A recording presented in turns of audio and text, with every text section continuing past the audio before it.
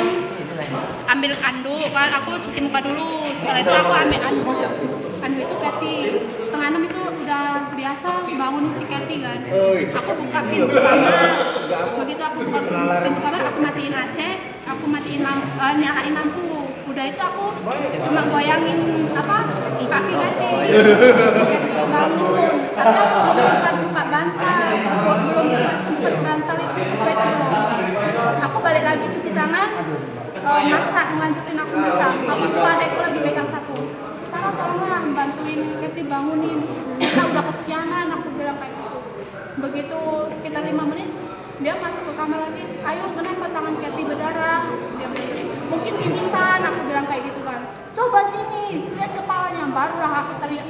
Masuk ke kamar itu aku teriak, dia udah berdarah. Aku bangun Kathy, terus aku naik ke pojok kamar Koko, gedor-gedor pintu kamar Koko itu sampai 5 menit nggak dibuka-buka. Aku udah trauma ngeliat si Kathy kayak mana ini. Aku telepon Koko, apakah Koko pergi? Nggak taunya HP di meja Koko itu kan. Tapi aku belum sempet ngeliat tulisan itu. Ada suara-suara apa nggak? Enggak, suaranya kamar itu kedap suara. Keluarga kamar yang mana? Semuanya. Semua kamar. Kalau kita udah masang di kamar, bagus. Nah, adik aku teriak lagi, yuk. Begitu aku turun dari tangga itu, adik aku ngeliat, ayo Rafa ayo, sama kepalanya tuh kayak gitu. Kita nggak tahu pikirannya kemana, apa itu rampok atau bukan. Udah aku naik lagi ke pojok buat mastiin gedor Koko itu.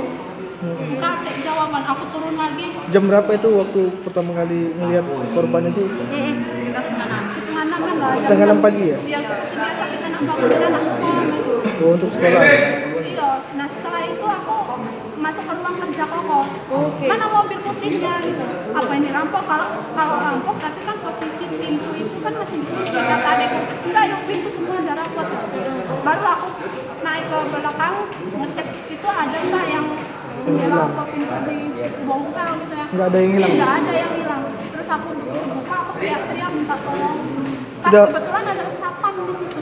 Sudah berapa lama deh tinggal di situ? Aku udah 2 tahun. Udah 2 tahun? Iya.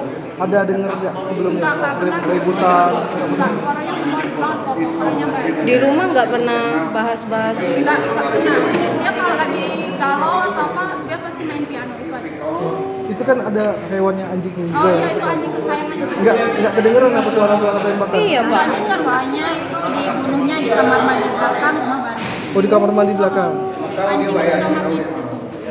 Dia sering, dia kalau pulang kerja capek main Lukanya piano, di main bagian gitar. kepala semua ya? Koko di sini.